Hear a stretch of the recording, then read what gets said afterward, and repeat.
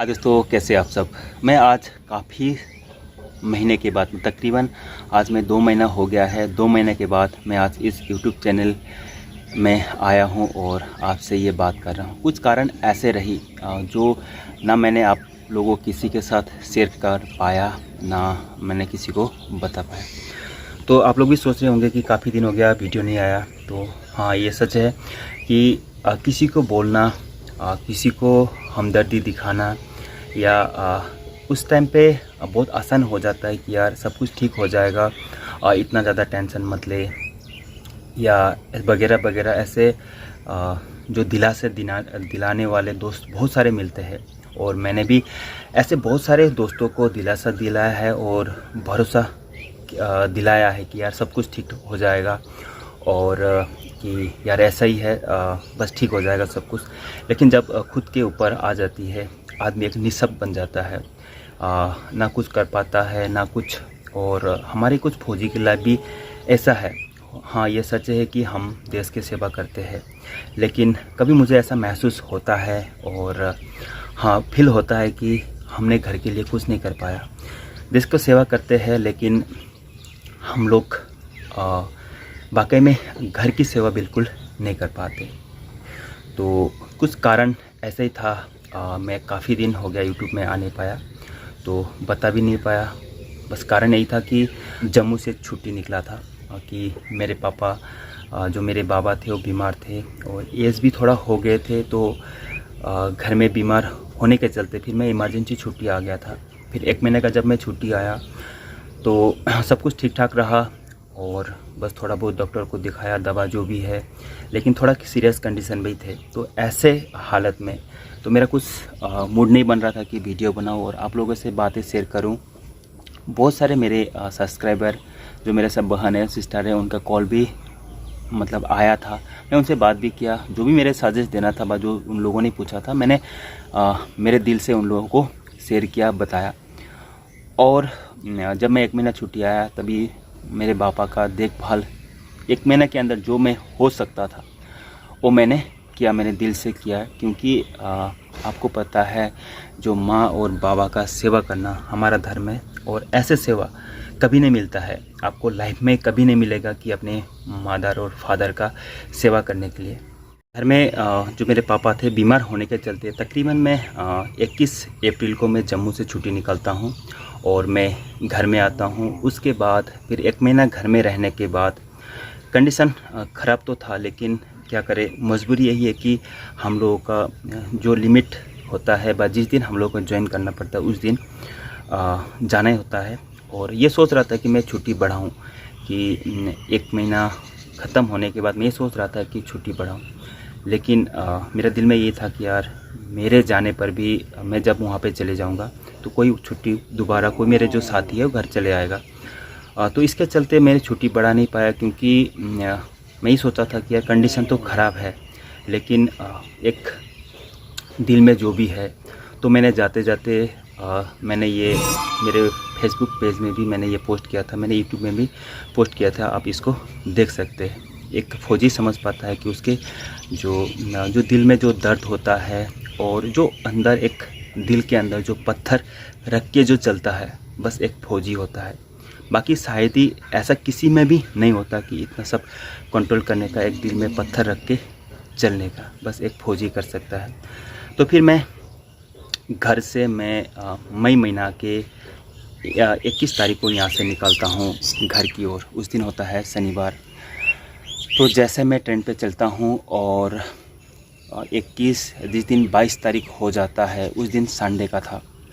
Sunday का सब जब था तो तकरीबन मेरे पास कॉल आता है मॉर्निंग पे, तकरीबन सुबह के टाइम पे 4:30 बजे कॉल आता है कि मतलब जो मेरे पापा थे वो मतलब एक्सपायर हो गए। तो उस टाइम पे मुझे क्या हुआ मुझे कुछ नहीं पता चला। बहुत ज़्यादा फील हुआ कि यार मतलब जब एक अपना जो बाबा घर के जो हमारे मुरब्बी बा जो भी है, ऐसे गुजरने पर एक बेटे को किस प्रकार से फील होता है। तो उस दिन मुझे ऐसा लगा कि यार मतलब सब कुछ ऐसा लग रहा था कि बिल्कुल टूट गया, बिल्कुल सब कुछ टूट गया। और जो मेरा दिल था बिल्कुल मैं एक स्तब्ध होके रह गया, एक स्टैचू बन के रह गया। मैं बैठा था, राजधानी ट्रेन चल रही थी और बिल्कुल मॉर्निंग टाइम 4:30 बजे, ठीक 4:45 तकरीबन होने वाला था। तो उस मॉर्निंग टाइम पे कोई भी जगह भी नहीं था। तो मेरे हालत ऐसे हो गए थे कि मैं चल भी नहीं पा रहा हूँ, मतलब अजीब सा। शायद उस समय का जो मेरे मुझे जो हुआ था शायद ही मैं बयान भी ना कर पाऊँ। तो फिर ऐसा कुछ हो गया। अभी जो अनहोनी को कौन टाल सकता है। लेकिन गनीमत ये रही कि तकरीबन मैं लखनऊ पहुंचने वाला था। तकरीबन वहां से लखनऊ 1-1.5 घंटे का रास्ता था और मेरे पास ऑप्शन एक ही बचा था कि मैंने वहाँ पे यूनिट में बात कर मैं घर आने का। तो 5:30 हो गया था। उसके बाद मैंने बात किया, मैं छुट्टी भी सैंक्शन हो गया दोबारा से और मैं लखनऊ में तकरीबन 6:30 बजे वहाँ पे उतरता हूँ। और मैंने ट्रेन से ही, जब मेरा छुट्टी कंफर्म हो जाता है तो मैंने ट्रेन से ही मैंने जो फ़्लाइट का टिकट मैं कर लेता हूँ। कि और गनीमत ये रही कि लखनऊ से मुझे फ़्लाइट का ऑप्शन मिला कि वहाँ पे फ़्लाइट था। अगर मैं ट्रेन से ये ऑप्शन होता तो शायद ही मैं उस दिन, मतलब संडे के दिन घर नहीं आ पाता और मेरे बाबा का, उनका जो मुख है, जो उनका जो फेस है, मैं देख नहीं पाता। हो सकता है जो हम लोगों का जिस प्रकार से एक का बेटा जिस प्रकार से जो श्रद्धांजलि देता है वो शायद मैं दे नहीं पाया। लेकिन फ़्लाइट की वजह से मैं फिर लखनऊ से मैं गुवाहाटी आया। गुवाहाटी से फिर जो मेरे भाई है CISF में, आंटी का लड़का, कज़न ब्रदर है, उसने फिर मेरे को घर तक लेके आया। तो जब मैं घर में आया तो उस हालत, उस नज़ारा वाकई में बहुत ज़्यादा दिल को झकझोर करने वाला पल था। लेकिन शायद ही एक फ़ौजी होने के नाते मेरे दिल इतना थम गया कि इतना ज़्यादा पत्थर का हो गया। मैं ना कुछ मैं रोया, ना कुछ मैं किया, बस यही था कि यार जो हो गया है। लेकिन अंदर से मैं बहुत ज़्यादा टूट गया था। शायद ही कोई समझ पाए या ना समझ पाए, लेकिन मेरी हालत ऐसी हो गई थी कि मतलब यार जो अपने जो गुजरने पर जिसमें हालत हो जाता है तो शायद ही वो कोई, शायद मैं शब्द में बयां भी नहीं कर पाऊँ। जो इस वीडियो को देख रहे हैं शायद वो समझ पाए। हो सकता है किसी ने अपनों को खोया है, बस वही समझ पाता है कि अपनों का खोने का दर्द बहुत ज़्यादा होता है, वो शब्द में बयां नहीं कर सकते। मुझे ऐसा लगा।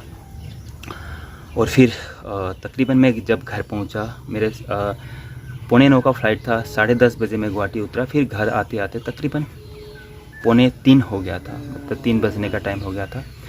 फिर हम लोग घाट गए। वहाँ पे जो भी हमारा क्रियाक्रम है वो बिल्कुल जो हमारे हिंदू रीति रिवाज से हमने अपने बाबा को जिस प्रकार से करना था वो सारे, या तो यही है मेरा खास कारण मेरे यूट्यूब में ना आने का। मैंने तकरीबन जब से ये हो गया मैं सोशल मीडिया से बिल्कुल अलग हूँ। ना मैंने कुछ फेसबुक खोला है, ना मैंने इंस्टाग्राम, मुझे ये सब चीज़ पसंद ही नहीं है।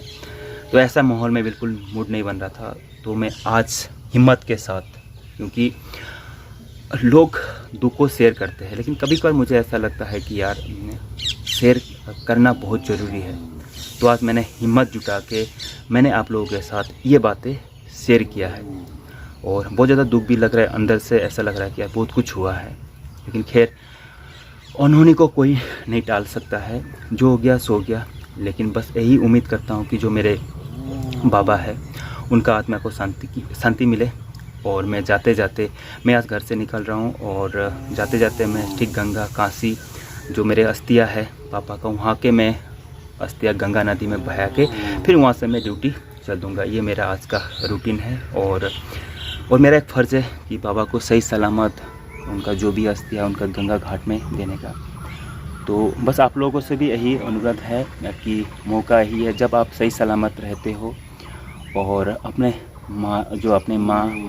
अपने बाबा को खूब ख्याल रखना। और यही है कि उनका टेंशन मत होने देना कि ऐसा मादा और माँ और बाबा का जो सेवा है हर किसी को नहीं मिलता, जैसे हम लोगों को नहीं मिला है। और नहीं मिला है, बिल्कुल नहीं मिला है, क्योंकि आज तकरीबन 16-17 साल हम लोग बाहर ही रहे। तो घर आते हैं तो हम लोग क्या सेवा कर लेते हैं। तो जिसको जितना मौका मिलता है अपने फुली करना, उनके कभी गुस्सा नहीं होना है, क्योंकि उनका अहमियत किसी तराजू से नापा नहीं जाता। इसलिए बस आप लोगों से यही उम्मीद है कि अपने मदर और फादर का खूब ख्याल रखना, उनको अच्छे से ख्याल रखना, कोशिश करना है कि खुद पैर में खड़े होके उनको एक दुनिया दिखाएं। हर किसी एक बेटा का यही ख्वाहिश होता है, लेकिन यही है। तो मेरे ख़ास मकसद वीडियो बनाने का ही था। अब कोशिश करूँगा कि लगातार आपसे बात करूँ और वीडियो डालूँ ताकि आपको कुछ हेल्प हो जाए, और बस मेरा कारण यही था। अंतिम में बस यही उम्मीद करता हूँ कि मेरे जो बाबा है उनको आत्मा को शांति मिले, बस यही उम्मीद करता हूँ।